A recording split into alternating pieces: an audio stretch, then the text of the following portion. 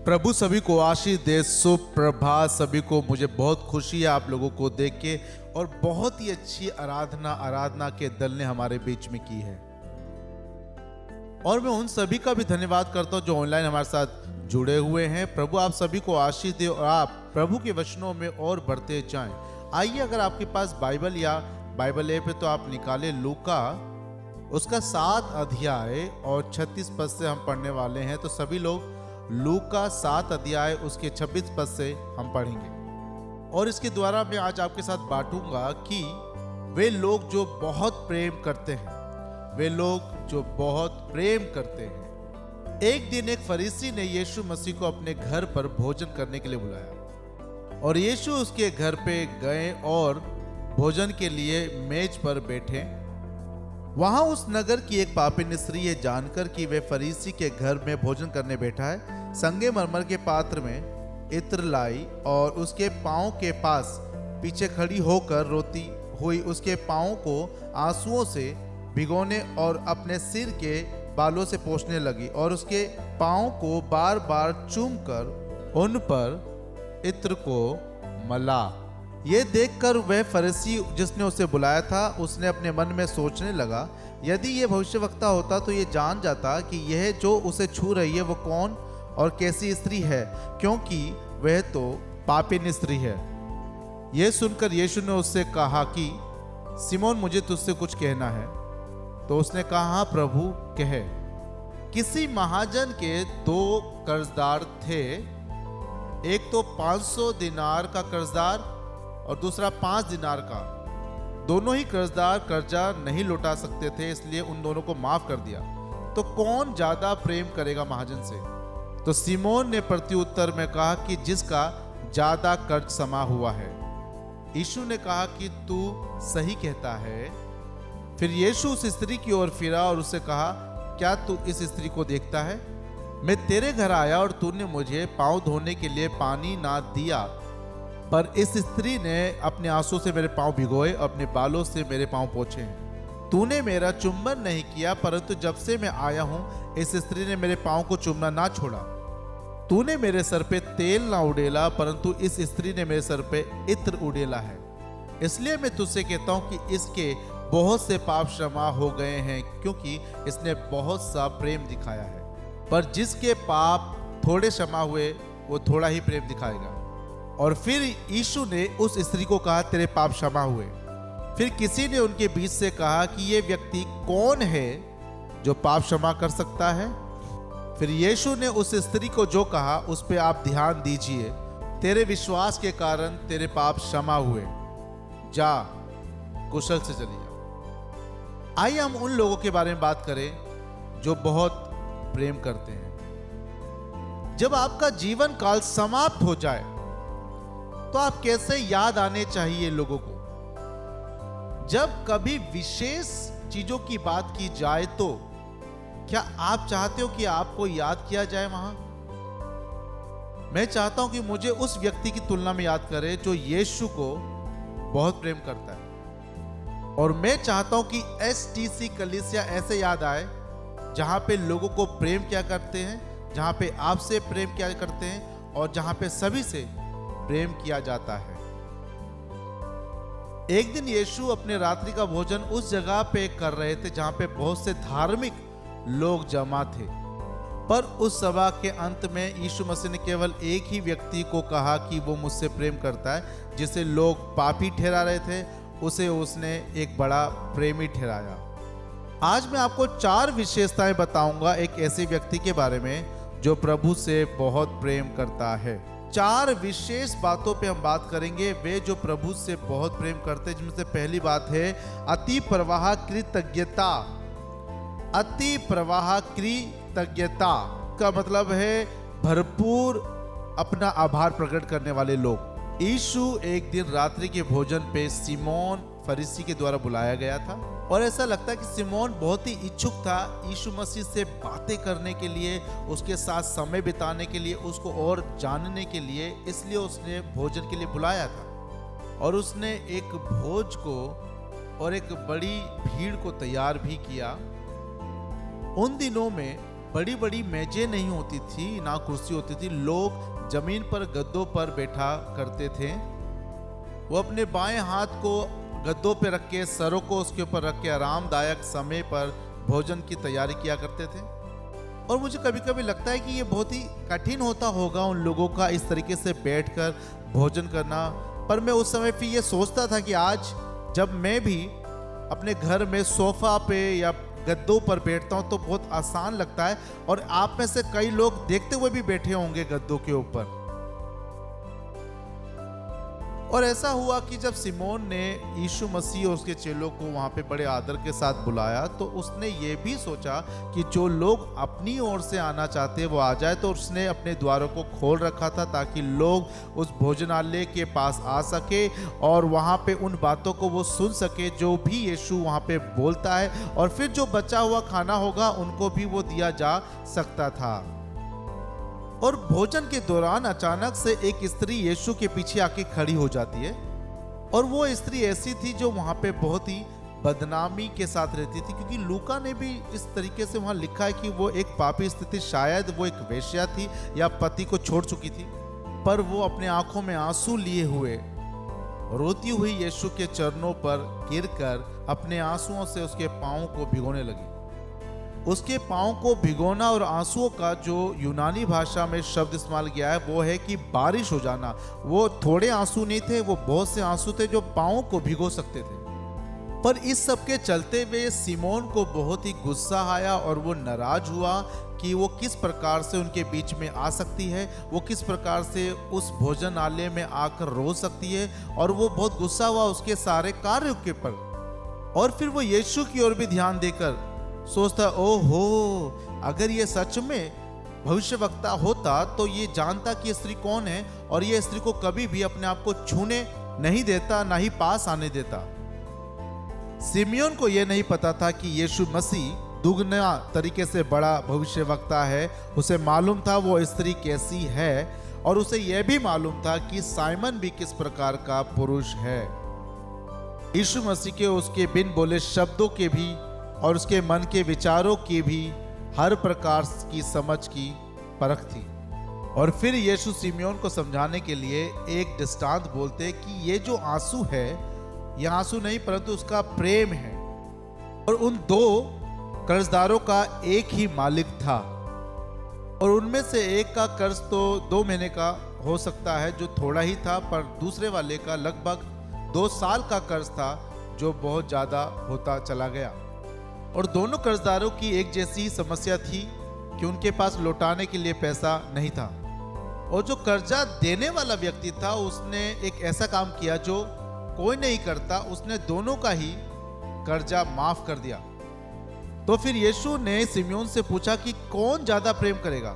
जिसके ज्यादा पाप क्षमा किए गए वो ज्यादा प्रेम करेगा, जिसके थोड़े पाप क्षमा किए गए वो थोड़ा ही प्रेम करेगा। यहाँ यीशु सिमियोन के हृदय की तुलना स्त्री के हृदय से करता है। सिमियोन का हृदय तो शिकायतों से भरा हुआ है, पर उस स्त्री का हृदय प्रेम से भरा है जो आंसू से छलकता है। जो आभारी हृदय है वो अपने पाप की गहराई को समझकर माफी मांगता है, क्योंकि उस स्त्री का जो भूतकाल था और जो उसके काम थे वो उसको बार बार इस बात को याद दिलाते थे कि वो कितनी पापी है। मगर यहाँ पर जो सिमियोन है वो अपनी बातों को भूल चुका है। और अपने पापों को जब हम भूल जाते हैं तो हम अपने आप में ही धार्मिकता को खोजते रखते हैं। स्त्री ने इस बात को समझ लिया कि चाहे पाप छोटा हो या बड़ा हो, वो परमेश्वर के नियमित एक मृत्यु को लेके आएगा। और उसने ये भी समझ लिया था कि चाहे कोई कर्जा बहुत ज्यादा हो किसी के जीवन में या बिल्कुल थोड़ा ही क्यों ना हो, दोनों ही जन कर्जदार ही कहलाते हैं। और वो इस बात को भी समझ सक रही थी जो यीशु मसीह ने उस पहाड़ी उपदेश में कहा था कि धन्य है वे जो मन के दीन है, क्योंकि उसकी दीनता उसके रोने और पश्चाताप से नजर आता है। और सिमियोन को इस बात की गलतफहमी थी क्योंकि उसके अच्छे कामों की वजह से परमेश्वर की जरूरत उसको कम और औरत को ज्यादा है। क्योंकि सिमियोन एक धर्मी व्यक्ति के अनुसार जीवन जीता था, वो अपने सारे काम को बड़ी सोच समझ से करता था, किसी भी पाप में नहीं आता था, इसलिए वो सोचता था कि वो साफ है। और यदि तुलना करें तो सिमियोन को लगता है कि उसको थोड़ी ही जरूरत है क्योंकि वो धर्मी है, पर उस पापिन को ज्यादा जरूरत पड़ेगी क्योंकि वो ज्यादा पाप में पड़ी हुई है। पर सिमियोन इस बात को नहीं समझ सका कि चाहे उसको ज्यादा देना पड़े या कम देना पड़े, जो कर्ज वो नहीं दे सकते इसका मतलब है कि वो नहीं दे सकते हैं। मेरे साथ एक घटना घटी थी और मुझे कुछ समय के लिए सेवा यात्रा करनी पड़ी, जो कि लगभग 4 हफ्तों के दौरान थी। और मुझे फिर वहाँ पे एक ऐसी एलर्जी हो गई शरीर में जिसकी वजह से मुझे मेरी पत्नी ने कहा कि आपको जो है दवा करनी चाहिए और डॉक्टर के पास जाना चाहिए। और मुझे बाद में ये मालूम चला कि उस एलर्जी का नाम है CBS, और वो CBS ब्रांड की एलर्जी कहलाती है। और जब मुझे पता चला कि एलर्जी कई प्रकार की, तो वहाँ पे एक एलर्जी थी जिसका खर्चा लगभग $30 था और CBS का $20 था, और मेरे पास 4 कूपन भी थे और वो उसी दौरान मुझको मिले थे। तो उन दोनों में से मैंने CBS ब्रांड के उपचार को लेना पसंद किया क्योंकि मुझे उसमें बहुत फायदा मिल गया था। पर जब मैंने वो किया तो मुझे याद आया कि मैंने अपना वॉलेट यानी कि पर्स तो घर पे ही छोड़ दिया है। तो मेरे मन में अचानक एक बात आई, चाहे मुझे 50% ही छूट क्यों ना मिली हो, पर अगर मेरे पास पैसा नहीं तो मैं ये नहीं चुका सकता। और मैं खाली हाथ बिना उपचार के वापस आया। मैं आपको बताना चाहता हूं, में से कई लोग हमारी कलीसिया में सिमियोन के समान ही पले बड़े हैं, क्योंकि कहीं ना कहीं हम सोचते कि हमें परमेश्वर की कम अनुग्रह की जरूरत है, क्योंकि अनुग्रह तो उन पापियों के लिए जो बाहर रहते हैं इस कलीसिया से। मैंने अपने जीवन में कलीसिया को सबसे ज्यादा ग्रहण किया है। मैंने यीशु के बारे में कलीसिया में सीखा, 8 साल की उम्र में बपतिस्मा लिया, मैंने पवित्र आत्मा को पाया, मैंने अपनी बाइबल कॉलेज और बाइबल स्टडी कलीसिया में ही पूरी की है। यहाँ तक कि मैं आज भी सेवा भी कलीसिया में ही कर रहा हूँ। मैं कभी पियक्कड़ नहीं हुआ। मैंने शायद कभी अपने जीवन में 1 या 2 बार दारू को चखा होगा, पर मैंने कभी दारू पी नहीं है। और मैंने और मेरी पत्नी ने इस बात को ठान लिया है कि अगर हमें नहीं पीनी है तो हम नहीं पिएंगे। मैंने कभी धुआं नहीं फूका, ना मैंने सिगरेट पी और ना ही कभी उसकी इच्छा की, और ना ही कभी कानूनी अपराध किया या जेल गया हूँ। मेरे 29वें जन्मदिन के 2 हफ्ते पहले ही मेरी और मेरी पत्नी की शादी हुई और शादी तक हम दोनों कुंवारे थे। तो ऐसा हो सकता था कि मैं अपने जीवन को देखकर सोच सकता हूं कि मुझे परमेश्वर की थोड़ी बहुत जरूरत हो सकती है, पर मैं यदि पाप की गहराई को समझने लगूं तो शायद ये कोई और बात हो। देखिए, यदि मैंने ऐसा पाप ना किया हो जो कोई और करता है, पर मुझे उससे भी ज्यादा उद्धार की आवश्यकता और जरूरत है।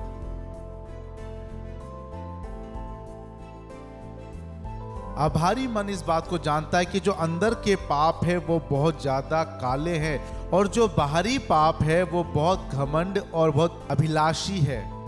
अपने पापों को ना पहचानने वाले लोग हमेशा अजीब होते हैं, वे घमंडी हो जाते हैं, वो अपने आप को धर्मी समझते और दूसरों को पापी समझते हैं। हर एक वो जन जो अपने मन को नहीं परखता वो अजीब है, और अजीब वो हैं जो अपने आप में अपने आप को सही समझते हैं। पर जो आभारी मन के हैं वो ये बात जानते कि यदि मैंने गलती की है तो मुझे जरूरत है कि कोई मुझे संभाले। और आप इस बात से सहमत भी होंगे कि यदि आप बचपन से कलीसिया में आ रहे तो हो सकता है आपने कोई बहुत बड़ी गलती ना की हो, पर इससे आप पवित्र भी नहीं ठहरते हो। चाहे आपने छोटी गलती करी हो या बड़ी गलती करी हो, यदि कोई गलत है तो वो हमेशा गलत है। आभारी मन परमेश्वर की क्षमा को हमेशा आभार प्रकट रूप दिखता है। सिमियोन का उत्तर बिल्कुल सही था जो उसने अपने विचार में लेकर कहा था। उसने सही कहा था कि यदि यीशु सच में एक भविष्यवक्ता है तो वो उस स्त्री को जानता है वो कौन है, और वो जरूर उसको इस काम को करने से रोक देता। और ये सिमियोन की सोच थी कि यदि यीशु जानता तो वो उसे पक्का रोक देता। और बेशक जो कि परमेश्वर की ओर से आया है वो पवित्र है, और वो कैसे पापिन को पास लाता। इतने सालों से परमेश्वर का भक्त रहने के बावजूद भी सिमियोन अभी तक परमेश्वर की प्राकृतिक और उसके हृदय को नहीं समझ पा रहा था। यहाँ पे जो दृष्टांत का विषय है वो कहा जाता है कि 2 कर्जदार, मैं सोचता हूं इसका नाम होना चाहिए एक महान अनुग्रहकारी। क्योंकि यहाँ पे जो नायक है वहां पे वो कर्जदार नहीं परंतु कर्जा देने वाला जो उनको माफ करता है नायक है। क्योंकि कर्ज देने वाले ऐसा कभी नहीं करते, क्योंकि यदि वो ऐसा करे तो वो अपने व्यवसाय को लात मारते हैं। क्योंकि व्यवसाय में कर्ज को दिया जाता है, कर्ज को माफ नहीं किया जाता, और यहाँ पे कर्ज को माफ नहीं करते हैं, मगर यहाँ परमेश्वर ने इसका बिल्कुल उल्टा किया, उसने माफ कर दिया। परमेश्वर ने अपने एक लौते पुत्र को इस संसार के लिए दे दिया।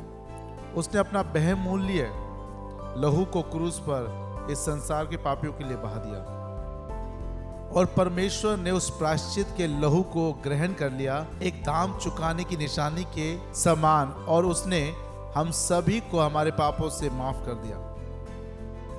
और क्रूस पे उसने आखिरी वाणी बोल के बोला कि पूरा हुआ, जिसका हकीकत में मतलब यह है कि सारा कर्जा चुका दिया गया है।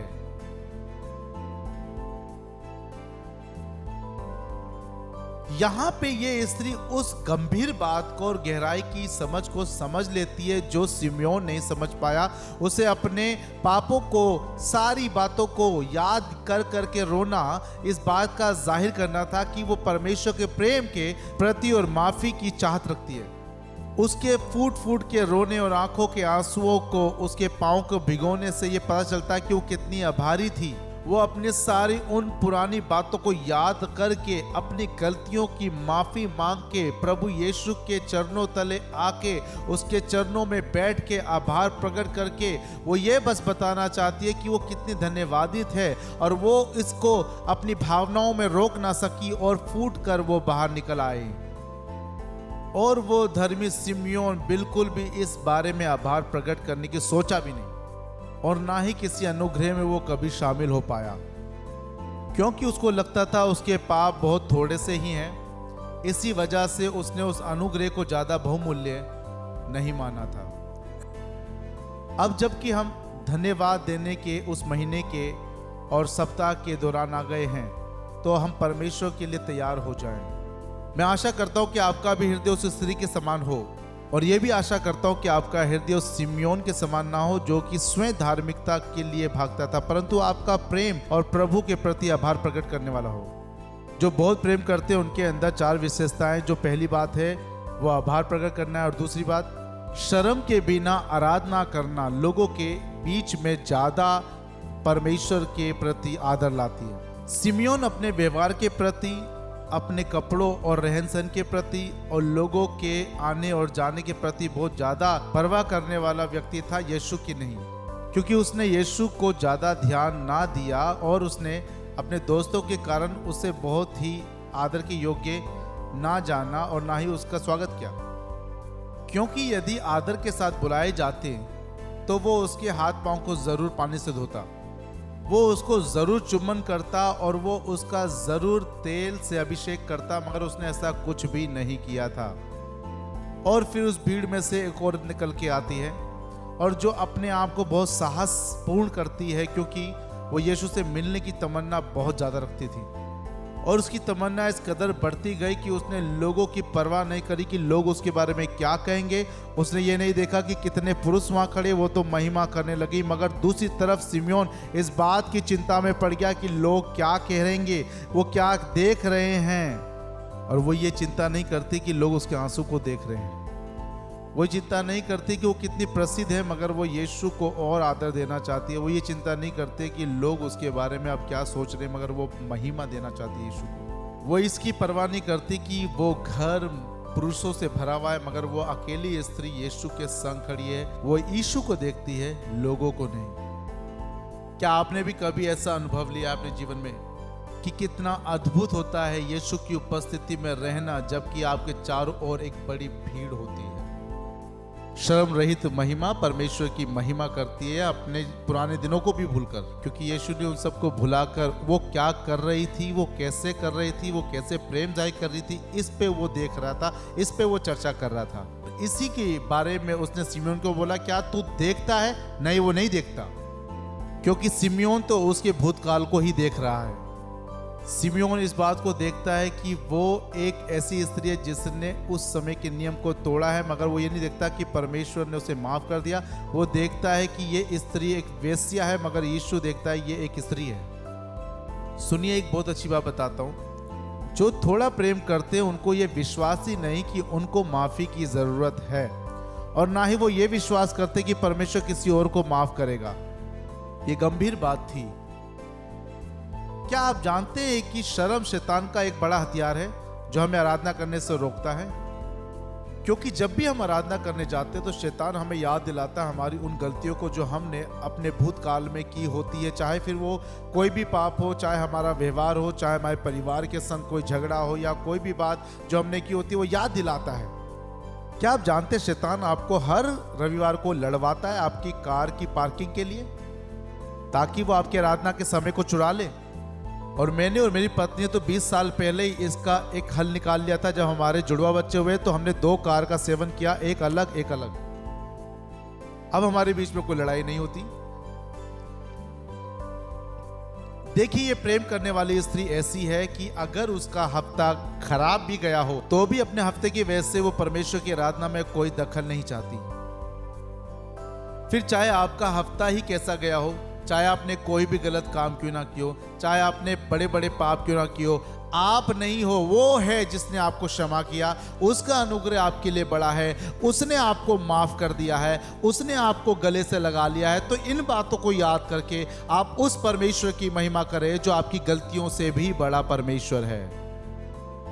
ये मेरी पसंदीदा लाइन है जो बता रहा हूं मैं। शर्म रहित आराधना यीशु का आदर आनंद और ईमानदारी से करता है।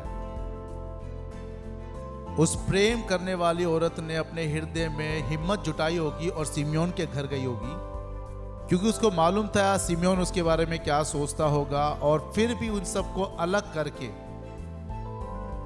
वो उसके घर पे यीशु से मिलने गई थी, और उसके आंसुओं की बौछारों ने यीशु मसीह के उन पैरों को जिसमें धूल थी एक कीचड़ में तब्दील कर दिया। फिर उसने इस चीज को देखकर कुछ सोचा और अपने बालों को खोलकर अपने बालों से उसके पांव को पोंछने लगी। यीशु के दिनों में औरत कभी भी अपने बालों को ऐसे खोलकर नहीं रख सकती थी। या तो केवल वो स्त्री जो किसी की पत्नी हो और अपने पति के संग हो तब बाल खोल सकती है, या फिर कोई वेश्या किसी भी गली में अपने बालों को खोल सकती है।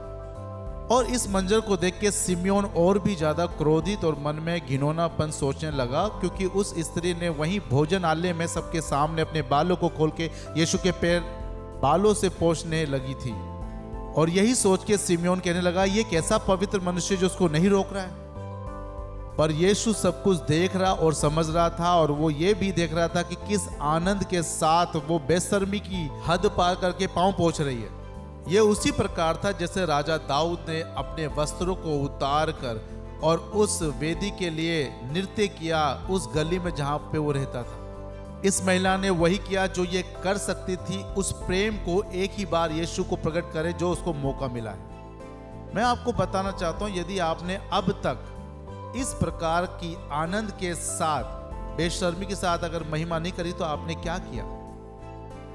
क्योंकि हमारे जीवन के ऐसे हिस्से होते जो हमें बांध के रखते और हमारे जीवन भर माथे पर एक चिन्ह लगाते कि तुमसे नहीं होगा। पर यीशु की इस कदर महिमा करना, उसके पाँव को अपने बालों से बार बार साफ करना, इत्र उड़ेलना, वो इस बात की पहचान थी कि यीशु भी उसके पापों को क्षमा करता है। यीशु भी उन बंधनों को तोड़ता है जो जीवन भर उसके संग बने हुए थे। उसके पुराने जीवन के सारे रास्तों को वो खोल देता है ताकि पवित्र जीवन जिए। बेशर्मी के साथ आनंद की आराधना परमेश्वर को महिमा लाती है, क्योंकि परमेश्वर को यह बात पसंद है कि आप सीमाओं से बाहर आके परमेश्वर की महिमा करें, इस बात को ना जान के कि कौन आपको क्या देखता है, पर आप परमेश्वर की ओर देखते हो। बेशर्मी और आनंद की आराधना उन लोगों के ऊपर भी छाप छोड़ रही होती है जो प्रभु से कम प्रेम करते हैं। मिशेल दाऊद का विरोध करती है जब वो ऐसी आराधना करता है, और यहाँ पे सिमियोन भी उस स्त्री की ऐसी ही आलोचना करता है जो बिना शर्म की आराधना करती है। मैं आपको बताना चाहता हूं कि वे लोग जो परमेश्वर से कम प्रेम करते हैं वो आपके हर एक चीजों में ऐतराज करेंगे। वो आपको कभी भी खुलकर आराधना करने नहीं देंगे। वो कभी आपको प्रभु की उपस्थिति में रोने नहीं देंगे। वो कभी भी आपको चिल्लाने नहीं देंगे। वो कभी भी आपको नाचने नहीं देंगे। वो कभी भी आपको आगे बढ़ने नहीं देंगे। आपको शैतान को रोकने का अवसर नहीं देंगे। आप उनकी चिंता ना करें, आप उनकी ओर ना देखिए, आप केवल परमेश्वर को देखें जो उन सब चीजों से बड़ा है और आपसे प्रेम करता है। तो आपको क्या करना है? आपको केवल परमेश्वर से पूरे मन से, पूरे हृदय से, पूरी प्राण से, पूरी सामर्थ्य से प्रेम करना है। 4 विशेष बातें जो परमेश्वर से प्रेम करते हैं: भरपूरी का आभार, शर्म रहित आराधना और अपवित्र आराधना। सिमियोन ने यीशु मसीह को ऐसी जगह पे भोज पर बुलाया जहां पर वो उसके साथ व्यक्तिगत रूप से नहीं परंतु भीड़ में बात कर सके। हालांकि वो उससे विवाद करना चाहता था। वो यीशु मसीह से अपनी बराबरी करना चाहता था और उससे बातें करना चाहता था, ना कि उसको अपने घर पे आदर के साथ भोजन पे बुलाना चाहता था। इसी कारण उसने यीशु को इस तरीके से बुलाया था। इसीलिए वो उस मौके को ढूंढ रहा था कि वो यीशु को यहाँ से विदा कर सके, जैसे कि एक यहूदी शिक्षक यीशु के साथ करता था। और मैं आपको बताऊं, बहुत से ऐसे लोग थे जो ऐसी ही चीज़ों की खोज में रहते थे कि वो यीशु को कब बुलाए और यीशु से वाद विवाद करे, उससे बातचीत करे, उसको नीचा दिखाए और उससे मांग करे चिन्हों की या चमत्कारों की। वो ढूंढते थे ऐसा मौका कि यीशु से बातें कर सकें। पर यीशु बड़े धीरजवंत थे और वो वहाँ पे शांति से बैठे थे। उस महिला को वो देख रहे थे, साथ ही साथ वो उस साइमन को भी देख रहे थे कि वो किस प्रकार का व्यवहार उसके साथ कर रहा है। और उसके बाद वो फरीसी की इतनी बातें नहीं करता जितनी बढ़ाई वो उस महिला की करता जिसे लोग वेश्या कह रहे, क्योंकि उस महिला ने एक सच्चा प्रेम उस भोज के दौरान वहां पे दिखाया था। क्योंकि वो स्त्री उसकी परीक्षा करने या उसको नीचे दिखाने के लिए वहां पे बिल्कुल भी नहीं आई, पर वो वहां पे अपने प्रेम को, अपने आंसुओं को वहां पर उसके साथ रहने आई। इसीलिए उसने अपने बालों से उसके पांव पोंछे थे और फिर उसके पांव को पकड़ के वो चूमती रही। और ये एक सच्ची और पवित्र आराधना का प्रतीक है। ये उसको गुस्सा दिलाने वाला नहीं परंतु भरपूर प्रेम से आराधना थी। यहाँ पे जितने भी माता पिता होंगे वो इस चुम्बन को समझ सकते कि वो कैसा प्रेम होगा। क्योंकि जब हमारे बच्चे छोटे होते और जब वो लोग कुछ गंदा करते हैं तो उनको डायपर जब हम पहनाते हैं तो एकदम हम देखते हैं एक पाँव निकल के ऊपर आ जाता है हमारे पास। तो फिर हम उसके पाँव को मोड़ के बहुत प्रेम करते हैं, कभी कभी किस भी करते हैं और उनको इतना प्रेम करते हैं क्योंकि वो प्रेम के लायक होते हैं। और उस स्त्री का प्रेम कुछ ऐसा ही था यीशु के लिए। और मैं आपको बताना चाहता हूँ कि इस कलीसिया में यानी कि इस भोज में इसीलिए हम हमेशा आते हैं। हम यहाँ पे आना रोकते नहीं, चाहे फिर बरसात हो, ठंड हो या गर्मी हो या कोई भी ऐसा दिन या मौसम हो। हम हर रविवार यहाँ पे उसी प्रेम को पाने और उसी आराधना को देने लगातार आते रहते, क्योंकि हम उस परमेश्वर से प्रेम करते हैं। हम अपना आभार प्रकट करना चाहते हैं, हम उसको धन्यवाद देना चाहते हैं कि प्रभु जो तूने हमारे लिए किया, हम सच में दिल से तेरा शुक्रिया अदा करना चाहते हैं। मैं आपको बताना चाहता हूं, यदि किसी भी रविवार आप में से कोई यहाँ पे हो या ना हो, मैं यहाँ जरूर रहूंगा क्योंकि मैं प्रभु से बहुत प्रेम करता हूं। जैसे कि कोविड के दौरान आप नहीं, मैं यहाँ था पर आप मेरे साथ ऑनलाइन पर थे। प्यार करने वालों के अंदर 4 विशेष बातें: भरपूर आभार प्रकट करना, शर्म रहित आराधना, पवित्र आराधना और अब आखिरी बात, और आराधना दल आकर मेरी मदद करे। यहां पर सेवा का एक नम्र हृदय, सेवा करने का एक नम्र हृदय होना बहुत जरूरी है। इस बात को गौर से सुनिए जो मैं आपको बता रहा हूं। इस महिला ने एक भी शब्द नहीं कहा पर अपने कार्यों के द्वारा अपनी आराधना को उसके पैरों पे दिखाई थी। इस महिला ने बहुत सारी बातों को होते हुए देखा होगा उस मेज पर इसने कुछ नहीं कहा, मगर इसने अपनी आराधना का काम जारी रखा। शब्दों से ज्यादा परमेश्वर की महिमा के लिए हमारे काम जरूरी होते हैं। पैरों को धोना या पोंछना उस समय पर बहुत ही घिनौना और छोटा काम होता है, और ये केवल जो है गुलाम ही करते थे, क्योंकि उस समय पर वहां पति भी अपनी पत्नियों के या बच्चों के पांव नहीं धोते थे, क्योंकि वो बहुत गंदे और छोटे कामों में आते थे। और इस महिला ने ना केवल इसके पांव को धोया, अपने बालों से उसको पोंछा भी और अपनी ओर से एक महंगा इत्र लेकर इसके ऊपर उड़ेला भी और इसके पांव को चूमना ना छोड़ा। पर सिमियोन ने ना तो उसके हाथों और पांव को धोया, ना उसको चुम्बन दिया और ना ही कोई तेल से उसके अभिषेक या उसके ऊपर उड़ेला। पर इस स्त्री ने जो वो कर सकती थी उसने यीशु के लिए किया। 3 बातों को बता के मैं समाप्त करना चाहूंगा। पहली बात यह है कि सच्ची आराधना महंगी पड़ती है। मैं इसके बारे में नहीं जानना चाहता कि ये कहां से इतना महंगा इत्र ये महिला अपने साथ वहां पर लेकर आई थी। ये कौन जानता कि कितने कष्टों के द्वारा उसने इस इत्र को अपने जीवन में बटोरा होगा, मगर उसने प्यार से लुटा दिया। उसका वो इत्र लुटाना एक बार था, मगर पूरी जिंदगी भर तक वो परमेश्वर की महिमा को उस खुशबू के साथ करा जो उसने किया। आपकी आराधना महंगी हो सकती है, आपकी आराधना आपका जीवन में समय हो सकता है, आपकी आराधना आपकी चीजें हो सकती है, कुछ भी हो सकता है जो आपको देना है, वो बहुमूल्य होगा। सच्ची आराधना अपरिवर्तित होती है, वो बदलती नहीं है। महंगे इत्र हमेशा बोतलों में जकड़े होते हैं। अगर आपको निकालना है तो आपको बोतल को तोड़ना पड़ेगा, और जब आप एक बार बोतल तोड़ते हो तो वो जुड़ नहीं सकती है, और एक बार अगर इत्र उसमें से निकल गया है तो आप उसे बटोर नहीं सकते हो। तो ये एक ही बार जिंदगी में होगा। मेरे प्रियो, जो समय आप परमेश्वर की महिमा के लिए देते हो वो अखंडनीय अपरिवर्तित होता है। मेरे प्रियो, जो समय आप प्रभु को देते हैं वो दोबारा लौटकर आपके पास नहीं आ सकता।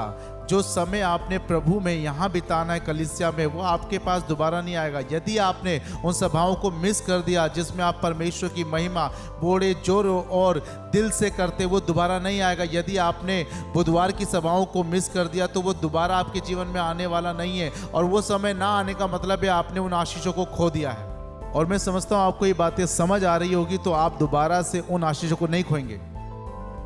जो धन हम परमेश्वर की महिमा के लिए देते हैं वो भी अखंडनीय होता है। जो 10वां हिस्सा आपने पिछले साल दिया या उससे पिछले साल दिया या उससे पिछले साल दिया, वो भी वापस नहीं आएगा, क्योंकि वो सब अब लग चुका है। सच्ची आराधना महंगी होती है, सच्ची आराधना अखंडनीय होती है, और आखिरी बात यह है, सच्ची आराधना में आप सब कुछ लुटा देते हैं, जैसे कि यीशु मसीह के बदन पे इस स्त्री ने सब कुछ लुटा दिया। सिमियोन के लिए तो यीशु मसीह के सिर पर साधारण तेल भी डालना बहुत बड़ी बात थी, मगर इस महिला ने इतने महंगे इत्र को यीशु मसीह के ऊपर यूं ही प्यार से लुटा दिया था। यीशु को प्रेम करने वाले उसके शरीर पे अपने जीवन का बहुमूल्य इत्र भी यूं ही प्रेम से लुटाना जानते हैं। यीशु से प्रेम करने वाले अपने समय को, चाहे फिर वो आनंद से भरा हो, दुख से भरा हो, अकेलेपन में हो, पाप के अंदर हो, प्रभु के साथ समय बिताना जानते हैं। सिमियोन, क्या तू इस स्त्री को देखता है?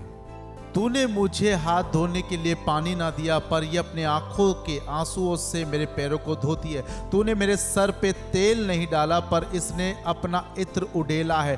तूने मेरे गालों को ना चूमा, मगर इसने मेरे पैरों को चूमना ना छोड़ा है। इसने अपने बालों से मेरे पांव को पोंछा है।